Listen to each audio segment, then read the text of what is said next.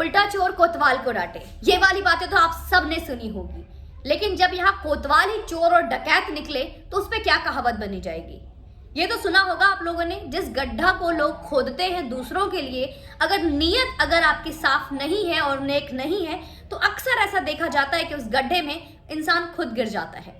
नमस्ते हिंदुस्तान, कैसे हैं आप लोग। तो जी हाँ, इस चोर और डकैत से आपने बिल्कुल सही समझा। मैं उस पुलिस कमिश्नर की बात करूंगी जिसने आज तक अपनी वर्दी का ना ही सम्मान रखा, ना ही ड्यूटी के नाम पर ऐसी कोई रिस्पॉन्सिबिलिटी फुलफिल की जिससे कि हमें लगे कि हाँ, ये कमिश्नर परमवीर सिंह जी एक वाकई में कमिश्नर का अपना कोई रोल निभा रहे हैं। लेकिन इनका एक फेवरेट गेम है दोस्तों, जो आप सबको पता होगा कि चाहे कुछ भी केस हो या ना हो, झूठी केस हो, सही केस हो, समन जारी कर दो। चाहे वो रिपब्लिक भारत के नाम पर 1000 एफआईआर हो, उसके लिए समन जारी किया। चाहे वो कंगना रनौत के नाम एफआईआर और कंगना रनौत के नाम समन 1, समन 2 और आज फिर तीसरा समन हो। लेकिन इस वीडियो को आखिरी तक देखिएगा क्योंकि आपको बहुत ही एक मजे की बात बताने वाली हूं दोस्तों कि आज शिकारी खुद जाल में फंस चुका है। कैसे? क्योंकि आज ह्यूमन राइट कमीशन मानवाधिकार ने आज खुद आरोप लगाया है और समन जारी किया है परमवीर सिंह के नाम पे। परमवीर सिंह के नाम पर हुआ है समन जारी। परमवीर सिंह जी, बुलावा आया है आपके लिए 27 नवंबर तक। इनको आयोग के समक्ष पेश होना है। जी हाँ, और ये आरोप जो लगाने वाले हैं वो है वकील आदित्य आर मिश्रा। आदित्य आर मिश्रा। और ये समन क्यों जारी की गई है, किसके वजह से? अगर आपको याद होगा, बीते 10 नवंबर को सुबह 7:40 पर रिपब्लिक भारत के वाइस प्रेसिडेंट को घनश्याम सिंह जी को जबरदस्ती बहुत ही गलत तरीके से उठाकर ये लोग लेकर आए थे। इसमें तो माहिर है ये। आपको तो याद ही होगा कैसे 4 तारीख को अर्नब गोस्वामी को भी इलीगल तरीके से ये लोग उठा के लेकर गए थे। ठीक उसी तरीके से 10 नवंबर को ये घनश्याम सिंह के साथ भी इन्होंने ऐसा ही किया था, सुबह के 7:40 पर। और आदित्य आर मिश्रा जो वकील है, उन्होंने बहुत शिकायत लगाई है। उन्होंने ये शिकायत में ये लिखा है कि मिस्टर सिंह मतलब परमवीर सिंह के ऊपर ये शिकायत लगाई गई है कि इन्होंने चैनल के खिलाफ बोलने के लिए दबाव डाला था। तो परमवीर सिंह जी कैसा महसूस कर रहे हैं आज आप? भारत की जनता आपसे जानना चाहती है कि जो समन का गेम आप खेलते थे, जो जाल आप बिछाते थे, उस जाल में आज आप खुद फंस चुके हैं। तो इसके लिए आप क्या कहना चाहेंगे? आज ये समन आपके नाम पर है, 27 नवंबर तक आपको पेश होना है। तो इसके बारे में आप क्या बोलेंगे? पूछिए इनसे, आज ये कैसा महसूस कर रहे हैं। आज ये टीआरपी घोटाले को लेकर जो आपने इतना बड़ा एक बहुत स्टाइल वे में कहूंगी मैं, बहुत हीरो बनकर आप बैठ गए। अलग बात है उस पर आपका जो सही नाम आया उस पर आपने कार्रवाई तो नहीं की, लेकिन वहीं पे एक टीआरपी स्कैम का बहुत बड़ा एक रैकेट चलने वाले चैनल को आपने एक्सपोज करने की ठानी, वो भी झूठी, फरेब, ढकोसला। एक फरेबी कमिश्नर हैं आप। शायद आपको सुनकर बुरा लग रहा होगा कि सुमन पांडे आपको इस तरीके से बुला रही है, लेकिन ऐसा मेरा मानना नहीं है। पूरी भारत का जो जनता है ना, वो एक एक जनता आपका बहरूपिया और इस तरीके का जो वर्दी का कभी आपने सम्मान नहीं किया, ये चीजें दिख रही है। सत्ता के नाम पर आपने अपनी वर्दी को बेच दिया। सत्ता के नाम पर आपने अपने लिए हुए वचन को भूल गए। सत्ता के लोभ में और सत्ता के दबाव और लालच में आकर आप अपने देश से, अपनी माता भारती से गद्दारी कर रहे हैं। यह सिर्फ और सिर्फ इतना ही नहीं है कि आपने उद्धव जी के कहने पर या फिर किसी और इशारे पे जो आपने हरकत की है, यह आपने माता भारती से, जो माता भारती और ये देश जिसका आपने वर्दी पहनते वक्त जो शपथ ग्रहण किए थे, उसका एक एक करके आपने उसको तारोतार कर दिया। आज एक पुलिस कमिश्नर के नाम पर समन जारी हुआ है। दोस्तों, यह हास्यपद तो है ही, साथ में कहीं ना कहीं बहुत ही शर्मनाक भी है कि हमारे भारत में एक ऐसा कमिश्नर है जिसके नाम पर ही समन जारी हो रहा है। मैं इन छोटी छोटी बातों से खुश नहीं हूं दोस्तों। मेरे लिए कहीं ना कहीं जो हमारा देश, आप ऐसा सोचते हैं कि ये खबर मैंने आप तक पहुंचा दी और ये खबर आप तक ही रहेगी, ऐसा तो नहीं है, ये आपको भी पता है।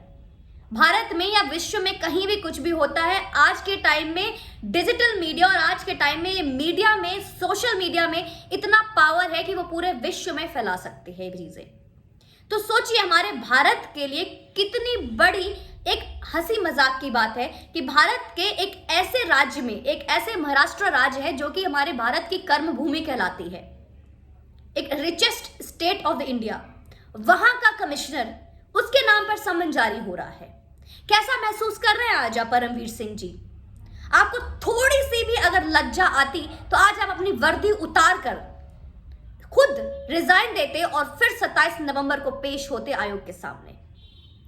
भारत की जनता को आज आपसे यही मांगेगी कि कम से कम वर्दी का सम्मान रखें और खुद अपनी वर्दी को अपने ही मर्जी के मुताबिक उसको उतार दें, क्योंकि अगर आप वर्दी पहन के जाते हैं तो कहीं ना कहीं हमारे देश के लिए एक बहुत ही अपमान की बात है। दोस्तों, समझ में नहीं आता इस देश में किस तरीके के लोग हैं।